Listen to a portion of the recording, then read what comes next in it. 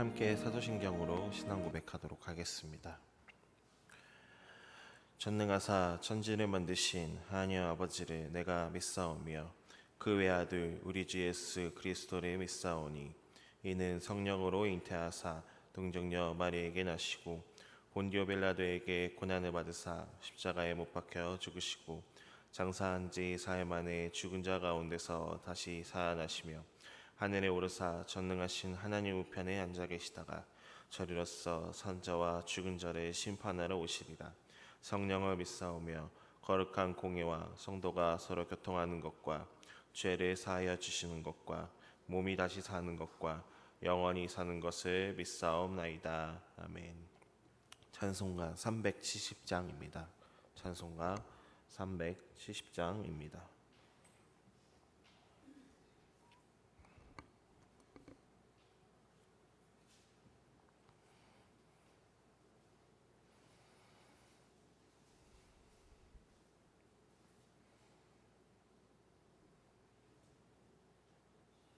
주 안에 있는 나에게 단 근심이 있으랴 십자가 밑에 나가 내 짐을 풀었네. 주님을 찬송하면서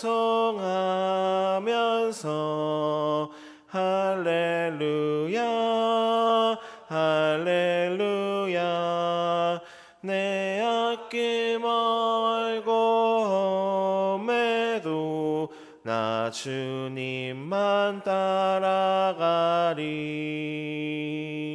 그 두려움이 변하여 내 기도 되었고 전날의 한숨 변하여 내 노래 되었네. 주님을 찬송하면서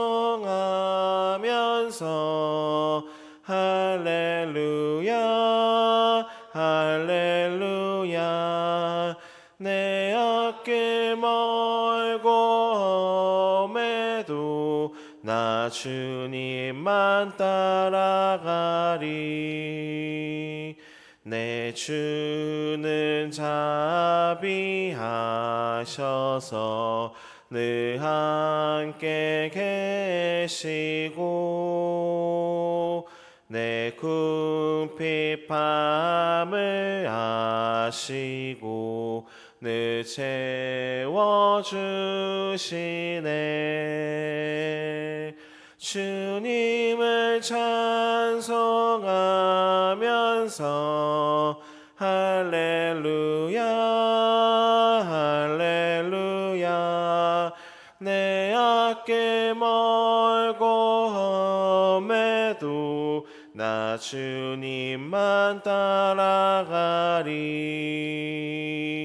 내 주와 맺은 언약은 영불변하시니 그 나라 가기까지는 늘 보호하시네. 주님을 찬송하면서 할렐루야 할렐루야 내 앞길 멀고 험해도 나 주님만 따라가리. 아멘. 기도하겠습니다. 거룩하시고 자비로우신 주님, 지난밤에도 우리들을 주님의 품 안에서 보호하시고 오늘 새 날을 허락하시어 예배와 기도로 시작할 수 있도록 은혜를 베풀어 주심에 감사드립니다. 이 시간 우리들의 예배를 받아주시옵고 우리가 간구하는 기도를 들어주시고 응답해 주시옵소서. 주님, 오늘도 주님 말씀 앞에 섭니다. 주님의 음성을 듣게 하시고 말씀으로 하루를 살아가게 하소서. 또한 하루를 섬기며 주님이 주신 이 하루를 믿음과 사랑으로 살게 하시며 모든 순간 주님의 영광을 드러내는 삶을 살 수 있도록 인도해 주시옵소서. 주님, 다음 세대를 위해서 기도합니다. 교회학교 수련회가 막바지에 접어들었습니다. 유치부부터 청년부까지 이번 여름 수련회를 통해서 주님을 더 깊이 만나고 신앙이 자라는 귀한 시간이 되었기를 소망합니다.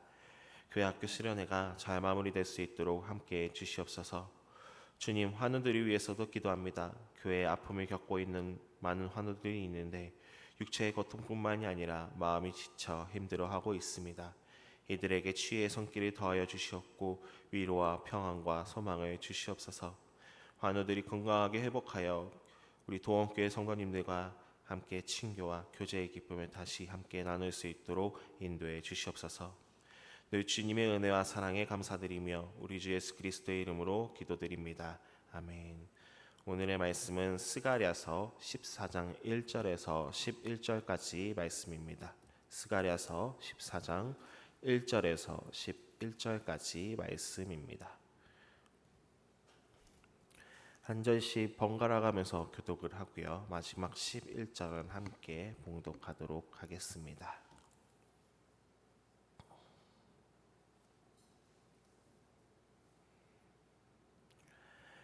여호와의 날이 이르리라. 그날에 내 재물이 약탈되어 내 가운데서 나누이리라.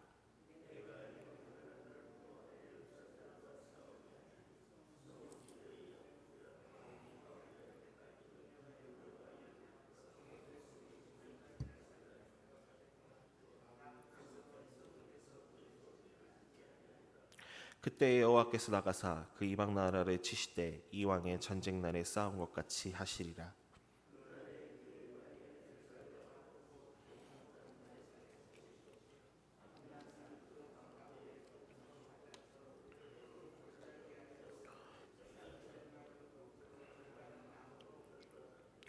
그 산 골짜기는 아셀까지 이르지라. 너희가 그 산 골짜기로 도망하되 유다 왕 우시야 때에 지진을 피하여 도망하던 것 같이 하리라. 나의 하나님 여호와께서 임하실 것이요 모든 거룩한 자들이 주와 함께 하리라.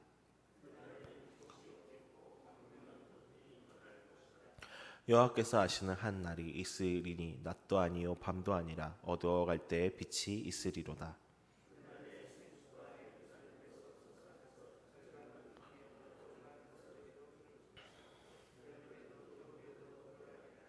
여호와께서 천하의 왕이 되시리니 그날에는 여호와께서 홀로 한 분이실 것이요 그의 이름이 홀로 하나이실 것이라.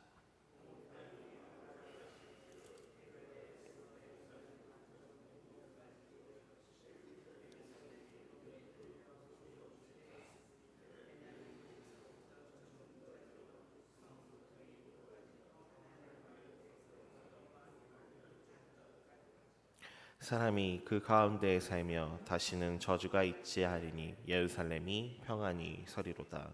아멘.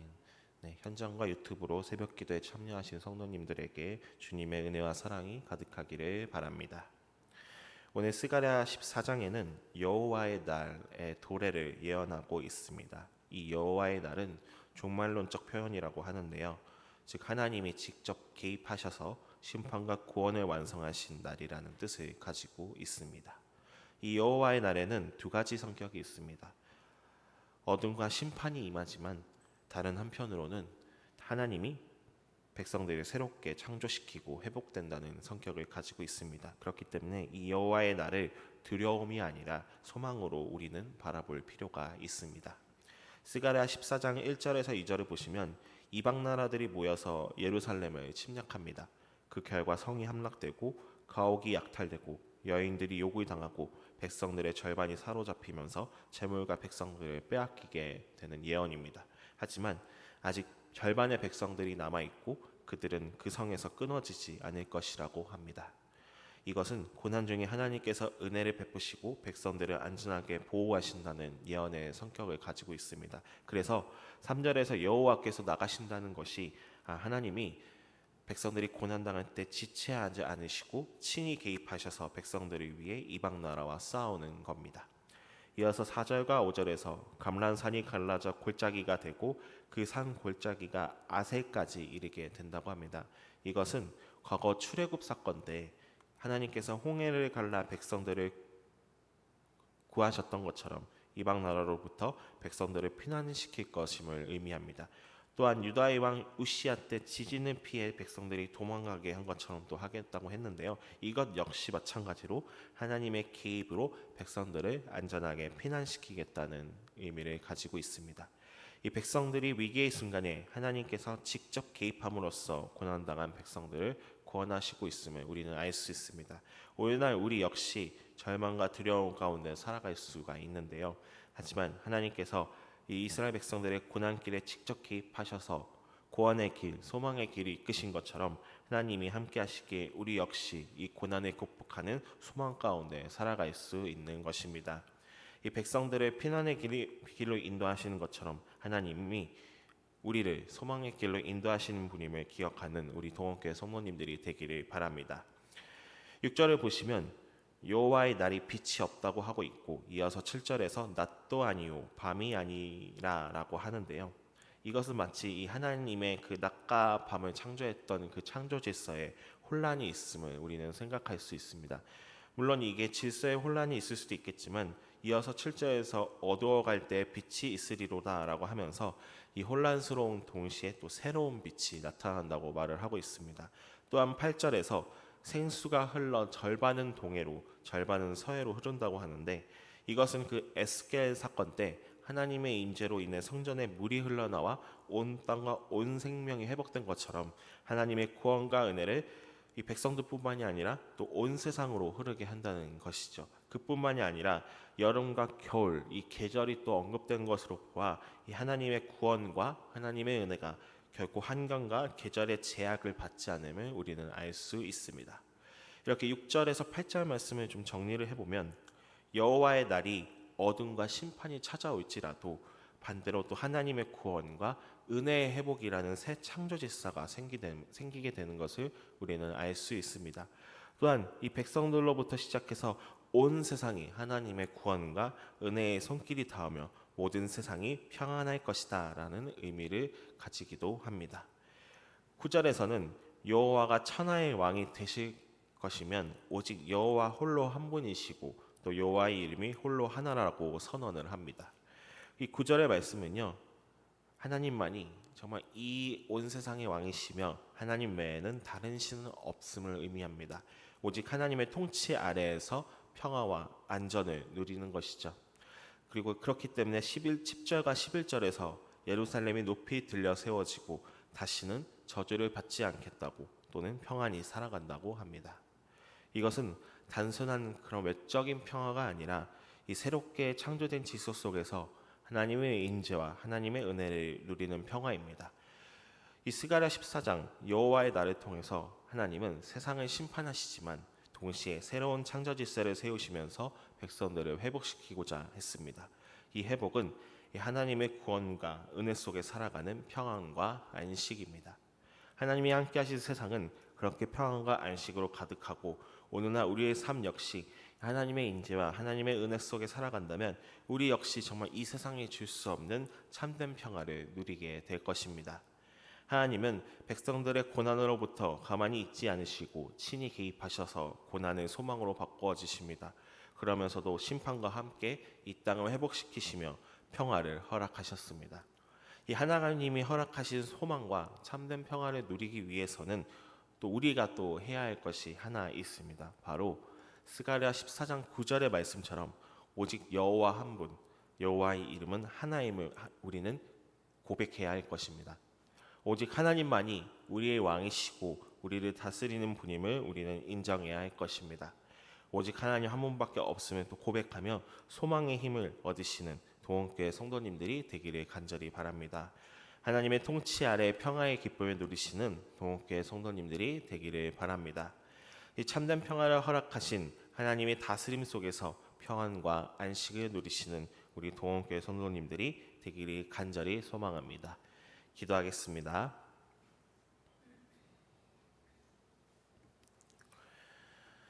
주님, 이 백성들의 위기 속에 개입하시면서 소망으로 인도하신 것처럼 우리들도 소망으로 인도하심에 감사드립니다. 여호와의 날을 통해 새로운 질서를 창조하시며 백성들을 회복시키시는 그 은혜에 감사드립니다. 우리 모두가 주님의 임재와 은혜 가운데 살아가며 평안과 안식으로 허락해 주시옵소서. 오직 여호와 한 분밖에 없음을 고백하며 이 땅에 주님의 나라가 임할 수 있도록 함께해 주시옵소서. 우리 주 예수 그리스도의 이름으로 기도드립니다. 아멘. 함께 주기도문 하시겠습니다. 하늘에 계신 우리 아버지여, 이름이 거룩히 여김을 받으시오며 나라가 임하시오며 뜻이 하늘에서 이루어진 것 같이 땅에서도 이루어지이다. 오늘 우리에게 일용할 양식을 주시옵고 우리가 우리에게 죄 지은 자를 사하여 준 것 같이 우리 죄를 사하여 주시옵고 우리를 시험에 들게 하지 마시옵고 다만 악에서 구하시옵소서. 나라와 권세와 영광이 아버지께 영원히 있사옵나이다. 아멘. 우리 이 시간 함께 기도하실 건데요. 네 가지 제목을 가지고 함께 기도해 주시기를 소망합니다. 첫 번째는요, 하나님만이 우리를 소망의 길로 인도하시는 분임을 우리가 고백할 수 있도록. 두 번째는 오직 하나님만이 우리에게 참된 평화와 안식을 인도하시는 분임을 우리가 고백할 수 있도록. 세 번째는 동원교회 아픈 환우들을 위해서, 그리고 마지막으로는 우리 성도님들의 각자 개인 기도 제목을 위해서 기도하도록 하겠습니다. 함께 주여 삼창 외치며 기도하겠습니다. 주여, 주여, 주여. 사랑과 은혜가 많으신 주님, 오늘 이 시간의 말씀을 통해서 하나님만이 우리의 소망의 길로 인도하시는 분임을 우리 동원교회 성도님들이 가슴 깊이 고백할 수 있도록 인도해 주시옵소서.